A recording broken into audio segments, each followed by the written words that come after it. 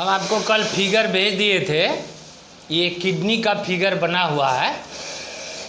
Kidney का structure जो होता है ये बीन लाइक स्ट्रक्चर होता है। एक ह्यूमन बॉडी में 2 किडनी होता है एब्डोमेन के नीचे। मैं आपको 4 फिगर भेजा था, कहाँ पर बॉडी में किडनी होता है वो आप देख लिए होंगे। 2 किडनी होता है, दोनों का स्ट्रक्चर बीन लाइक होता है। बीन मतलब आप वो सीम का बिच्चा देखें, हाँ उसके तरह का स्ट्रक्चर इसका होता है। किडनी के अंदर ऑक्सीजन से भरा हुआ ब्लड आता है इसके जरिए। ये जो रेनल आर्टरी है लिखा हुआ, उसमें फिगर में आपको दिखाया गया है, एक ब्लैक और एक सफ़ेद करके, वो आप देख रहे होंगे।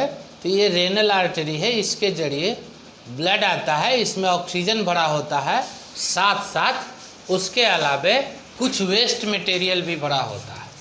वेस्ट मटेरियल जो भरा होता है उसमें मुख्य रूप से कुछ तो साल्ट होता है जो शरीर को नहीं चाहिए, साल्ट मतलब नमक नहीं। इसके अलावे मुख्य रूप से अमोनिया यानी यूरिक एसिड,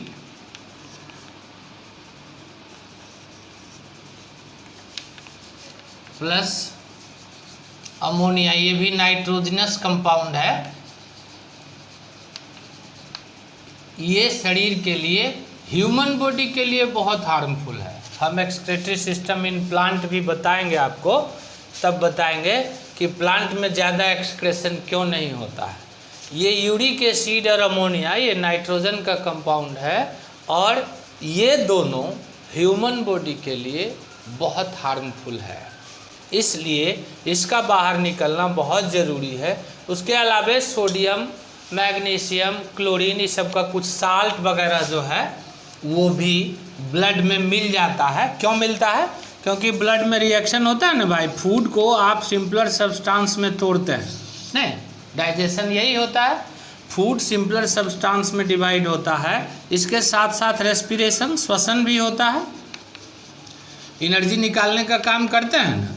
तो ये जो केमिकल रिएक्शंस दोनों होता है, इस दोनों का ये बाई प्रोडक्ट होता है जो हमारे शरीर को नहीं चाहिए। फूड में जो न्यूट्रेंट है वह तो हम एब्जॉर्ब करते हैं और उसका उपयोग करते हैं एनर्जी के लिए, मेंटेनेंस के लिए, टूट फूट के मरम्मत के लिए।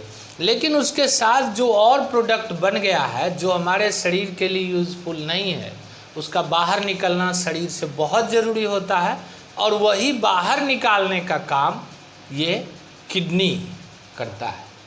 ये सारा सब्सटेंस ब्लड में मिला हुआ आता है इस आर्टरी से, रेनल आर्टरी या फिर उसको किडनी आर्टरी। रेनल का मतलब ही किडनी होता है, तो आप किडनी आर्टरी कहिए। इससे इस तरह का बोमेंस कैप्सूल बना हुआ है किडनी में, इसको बोमेंस कैप्सूल कहते हैं। इस कैप्सूल में हम आपको दूसरा फिगर बना के दिखाएंगे, उसमें बताएंगे ये आर्टरी और नीचे बहुत पतला हो जाता है और कैपिलरीज में बदल जाता है। कैपिलरीज बहुत पतले ब्लड वेसल को कहते हैं। आर्टरी जहाँ पर कैपिलरीज बदलता है, बहुत पतला धीरे धीरे होता जाता है, वहाँ पर एक यूनिट है नेफ्रॉन।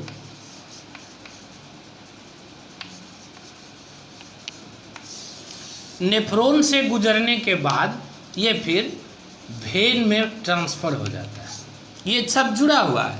ये आर्टरी कैपिलरीज में बदलता है, छोटे छोटे बहुत पतले बारीक वेन में, ब्लड वेसल में, ब्लड के पाइप में, और ये नेफ्रॉन से जुड़ा हुआ होता है। नेफ्रॉन फिर वेन से जुड़ा हुआ होता है। नेफ्रॉन ही इस ब्लड से, ये नेफ्रॉन एक यूनिट हम बताए, ऐसा बहुत सारा यूनिट एक किडनी में होता है और ह्यूमन बॉडी में 2 किडनी होता है। हालांकि एक किडनी अगर किसी कारणवश खराब हो जाए तो दोनों किडनी के बदले एक ही किडनी वर्क करता है, ठीक है। ये ह्यूमन बॉडी का अपने आप में धीरे धीरे ये किडनी इस तरह से डेवलप हो जाता है कि एक ही किडनी काम कर देता है दोनों के बदले। लेकिन जो हेल्दी पर्सन है, जो नॉर्मल पर्सन है, उसका दोनों किडनी सेम फंक्शन, इसीलिए एक बना के दिखाए हैं, दोनों में सेम फंक्शन होता रहता है। और ये नेफ्रॉन में जाके चेंज होता है। नेफ्रॉन जो है वो मैं अलग बना के दिखाऊंगा। इस तरह से नेफ्रॉन एक यूनिट है, ये मान लीजिए आर्टरी है और यहाँ से वेन शुरू हो जाता है। इस नेफ्रॉन वाले यूनिट में ही ब्लड में जो भी हानिकारक पदार्थ है वो छोड़ देता है, और जो ब्लड काम का है वो यहाँ से आगे चला जाता है। इसमें यहाँ जो अंदर ब्लड आता है ये डर्टी ब्लड होता है, गंदा ब्लड होता है, जिसमें ये सब साल्ट मिला हुआ है, और यहाँ पर जो ब्लड होता है ये क्लीन ब्लड यहाँ से बाहर निकलता है। नेफ्रॉन से जो ब्लड बाहर निकलता है ये क्लीन ब्लड निकलता है।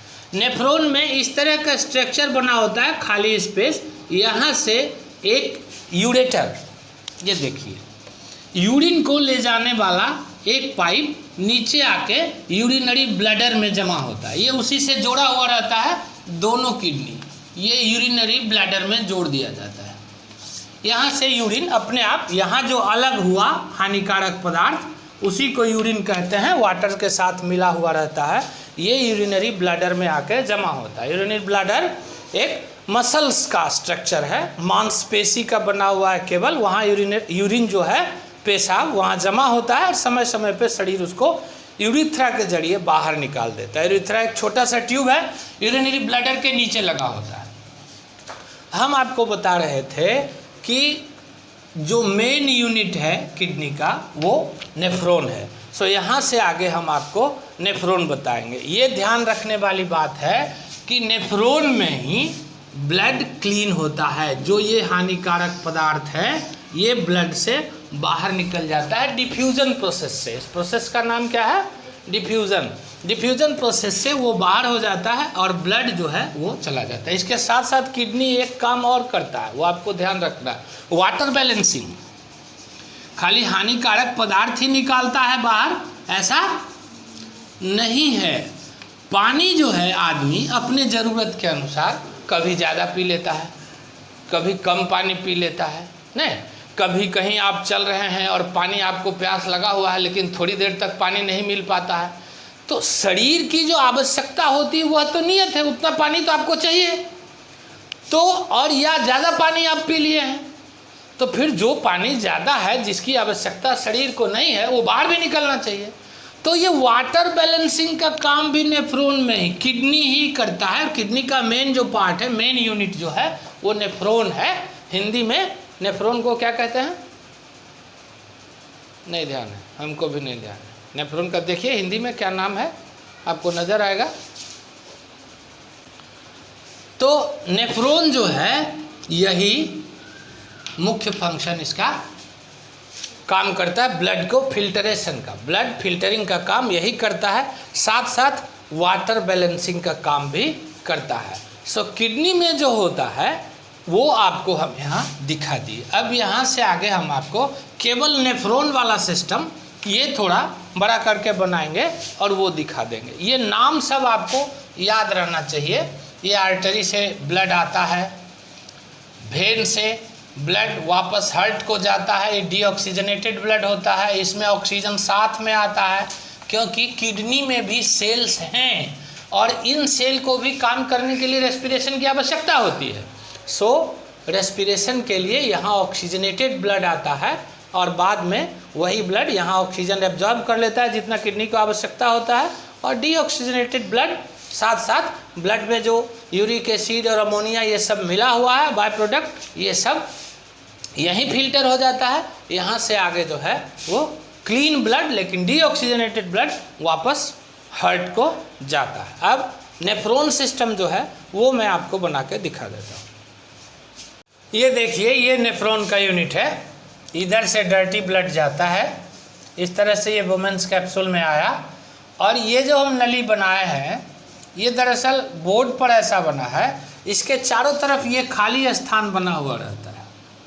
ये जो खाली स्थान देख रहे हैं ये इसके चारों तरफ बना हुआ है, और बीच में एक जगह से ये यहाँ से ब्लड क्लीन इधर होके और इधर से निकल जाता है। ये कैपिलरी है, छोटा, ये पहले तो रेनल आर्टरी है, ये आगे आके धीरे धीरे बहुत पतला होता जाता है। ये यहाँ पतला दिखाया गया है, दरअसल इसी के अंदर ये ब्लड वेसल रहता है, इसके अंदर। तो तो ये काफ़ी पतला हो जाता है यहाँ आके, और वहाँ से फिर ब्लड क्लीन होके वेन से वापस हार्ट में चला जाता है। ये जो यहाँ पर चारों तरफ फिल्ट्रेशन, ये जैसे ही इसमें घुसता है तो ये फिल्ट्रेशन इससे होता रहता है, और हर जगह ये काफ़ी बड़े एरिया में होता है। आपको दिखता किडनी बहुत छोटा है, लेकिन उसको बड़ा करने के लिए ये नेफ्रॉन का स्ट्रक्चर इस तरह से कैपिलरी का जाल बना हुआ है पूरा, समझ रहे हैं बात। और इसमें हर जगह से ये यूरिया जो है, यही हम अमोनिया लिखे थे, और यूरिक एसिड, ये मुख्य रूप से ज़्यादा हानिकारक सब्सटेंस है, और कुछ साल्ट भी, ये हर जगह डिफ्यूज़न से फिल्टर होता रहता है। और इससे फिल्टर होके ये इस तरह से आपको यूरिन यहाँ आके, ये यूरेटर कहलाता है, ये यूरेटर में जाएगा और नीचे यूरिनरी ब्लैडर में आएगा। ऐसा एक यूनिट एक किडनी में नहीं है, कई यूनिट है। हम आपको एक बना के दिखा रहे हैं, ऐसा कई यूनिट एक किडनी में है, और ऐसा 2 किडनी होता है ह्यूमन बॉडी में। समझ रहे हैं बात? कोई दिक्कत है? तो ये हुआ आपका एक्सक्रेटरी सिस्टम। एक्सक्रेटरी सिस्टम का आवश्यकता क्या है बता दिए। जो हानिकारक हार्मफुल सब्सटेंस बना उसको बाहर निकालने के लिए। हार्मफुल सब्सटेंस आता कहाँ से है? तो बायोकेमिकल रिएक्शन जो हम फूड लेते हैं उसमें, या रेस्पिरेशन करते हैं उसमें जो बाय प्रोडक्ट बनता है, वहाँ से हार्मफुल सब्सटेंस आता है, और वह हार्मफुल सब्सटेंस हमारे शरीर के लिए यूजफुल नहीं है, सो उसको बाहर निकालना है। अब आइए प्लांट जो है, इसके लिए यूरिया और यूरिक एसिड नाइट्रोजनस सब्सटेंस है, और नाइट्रोजन इसके लिए फर्टिलाइजर का, ये इसके लिए उर्वरक है, ये महत्वपूर्ण है। इसलिए इसमें इस तरह का कोई स्ट्रक्चर नहीं होता, क्योंकि इसका जो हार्मफुल प्रोडक्ट होता है, जो बाय प्रोडक्ट होता है, वो प्लांट यूज कर लेता है। समझना? नाइट्रोजन का यूज जो है वो प्रोटीन बनाने के काम में होता है, और जो कुछ हार्मफुल सब्सटेंस और बच जाता है तो वह उसके फ्रूट में, फ्रूट समझते हैं ना, वो उसके फ्रूट में जमा हो जाता है, तो उसको बाहर निकालने की आवश्यकता नहीं पड़ती है। अगर कुछ और बच गया तो वो पेड़ों के जो बड़ा बड़ा मोटा मोटा पेड़ होता है, उसका खाल, ऊपर का जो खाल समझते हैं ना, हाँ, तो बार्क जिसको कहते हैं अंग्रेजी में, वो बार्क में जमा हो जाता है। कुछ पौधा है जिसमें बाय प्रोडक्ट दूसरे तरह से निकलता है, हम लोग बिहार में कहते हैं ताड़ी, समझते हैं? वो बाय प्रोडक्ट है, उसको छील के उसमें लगा दिया जाता है और उससे बूंद बूंद निकलता रहता है, रबर, ये बाय प्रोडक्ट है। उसी की तरह से जैसे यहाँ बिहार में आप ताड़ी देखते हैं निकालता है, उस तरह से रबर की खेती होती है, रबर उसी तरह से निकाला जाता है, ये बाय प्रोडक्ट है। कत्था पान में जो लगाता है, रेजिन कहते हैं उसको अंग्रेजी में। और बबुल उबुल में आपको दिखता होगा गम, ये जो आप लोग पेपर साटने के लिए गम लाते हैं, वो बाय प्रोडक्ट होता है पौधे का। बहुत से बबूल में आपको गम मिलेगा, कुछ कुछ पौधे में गम नजर आएगा। समझ में आ रहा है बात? बड़ का पत्ता उत्ता तोड़ते हैं तो उसके दूध निकलता है ना, वो सब बाय प्रोडक्ट है, हालांकि वो बाहर नहीं निकल पाता है, वो धीरे धीरे यूज्ड अप हो जाता है। समझ रहे हैं बात? तो इस तरह से प्लांट में जो एक्सक्रेटरी सिस्टम है वो ज़्यादा डेवलप नहीं होता, क्योंकि उसका अधिकतर जो एक्सक्रेटरी सब्सटेंस है, जो हार्मफुल सब्सटेंस है, उसको वह यूज कर लेता है, या फिर फलों के रूप में संचय कर लेता है। और फल जब पक जाता है, जब ज़्यादा हार्मफुल सब्सटेंस होता है तो रिपेन हो जाता है, पक जाता है, और पक के नीचे गिर जाता है। बहुत सा पेड़ गर्मी के दिनों में या पतझड़ ऋतु के दौरान पत्तियां अपना गिरा देता है, नहीं, सारा पत्ता गिर जाता है, तो उसमें भी हार्मफुल सब्सटेंस जब जमा होता है तो उसको निकाल देता है। सो इसमें प्लांट में इस तरह के एक्सक्रेटरी ऑर्गेन की आवश्यकता नहीं होती है। समझ में आता है बात? कोई दिक्कत है? कुछ चीज़ जो एक्सक्रेटरी मटेरियल है जो हम बताए आपको, रेजिन, रबर, आपका वो क्या कहते हैं गम, ये सब जो है एक्सक्रेटरी सब्सटेंस है, वो प्लांट में बनता है, तो वो उसको बाहर निकाल लेता है अपने से। समझ रहे हैं बात? ठीक, ओके।